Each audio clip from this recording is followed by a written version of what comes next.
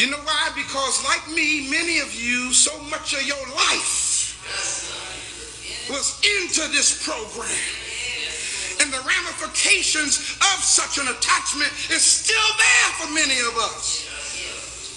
But as my brother said so well on the radio this morning, it's hard to compare a bucket of truth with a handful of faith. I like that.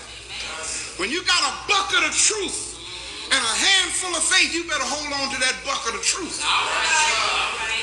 Just what is the Christian faith? The Christian faith is the belief in. Now, before I go any further, please understand. You believe in something because you don't know any better. Let me restate it for you another way. When knowledge is present, faith ain't necessary.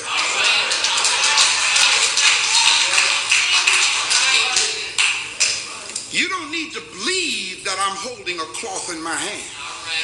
You know I'm holding a cloth in my hand. But now as deep as when I show you my hand and say, there's a cloth in my hand, just believe it. And you looking at my hand and you don't see no cloth, but yet you believe it anyway, and you're willing to die for the fact that I'm holding a cloth in my hand, and you're looking at it and it ain't there. All right now. Oh, that's where we were. Yes. The Christian faith is the belief in, check this out, a set of doctrines or teachings that were determined and decreed by bishops of the Roman Catholic Church. Not one of them was black. You need to understand this. They decreed these doctrines and teachings in a multiplicity of what is called ecumenical councils.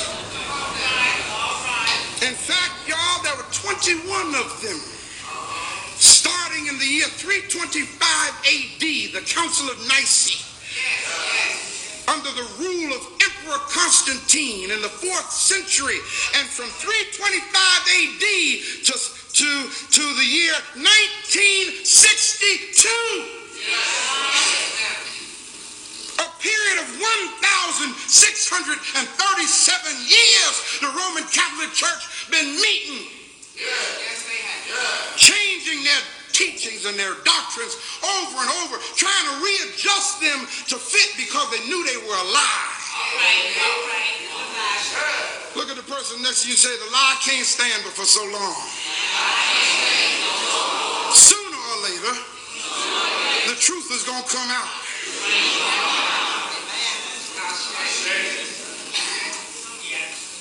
From the first Council of Nicaea in the year 325 AD to what is called Vatican II, or the Second Vatican Council in 1962. The Roman Catholic Church has been adjusting the doctrines that they made up. However, despite the hundreds of canonical declarations and doctrines established by the Roman Catholic Church. Now hear what I'm getting ready to tell you. However, despite all that, the Christian faith hangs by the thread of one pivotal point. And that is something called the resurrection of Jesus Christ. Later for all other doctrines that they made up. Later for baptism. Later for communion. Later for holy unction. Later for all that. There's this one doctrine that hangs by a thread. It's called the resurrection of a so-called Jesus Christ. How many of y'all got your Bibles? I want you to read something with me. Turn in your Bibles to 1 Corinthians, the 15th chapter and the 14th verse. 1 Corinthians, the 15th chapter and the 14th verse. One more time. 1 Corinthians, the 15th chapter and the 14th verse. If you have it, say Ashe. Somebody who reads nice and loud, who got a good loud voice. Oh, go ahead, Karen, since you're standing, go right ahead. What does it say? And if Christ be not risen, and if, big mistake already. And if Christ be not risen, what does it say? Then is our preaching vain. Our preaching is in vain. And your faith is also vain. And your faith is also vain. That's all that verse says. What a thing to say if he did get up. If he had rose from the grave. Let's put it this way. If I knew that somebody rose from the grave, I wouldn't be saying if he didn't get up. I'd be saying he got up, believe it or not. The question, the challenge here is, and if Christ be not risen. Let me transliterate this for you. Transliterated, it would say it this way. If Jesus Christ died and never rose to life, then Christianity is a fraud.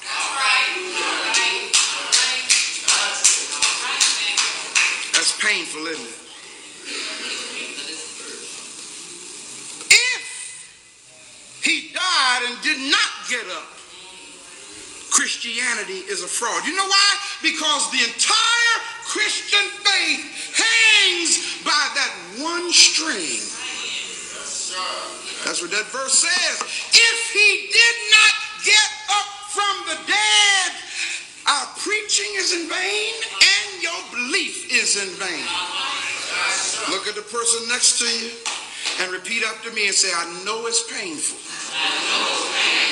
And it's not nice to have to hurt you like this.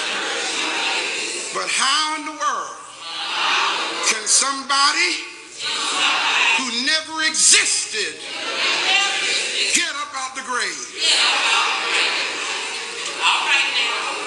I'm sorry, people. I don't mean to be insensitive. But I got to tell you like it is.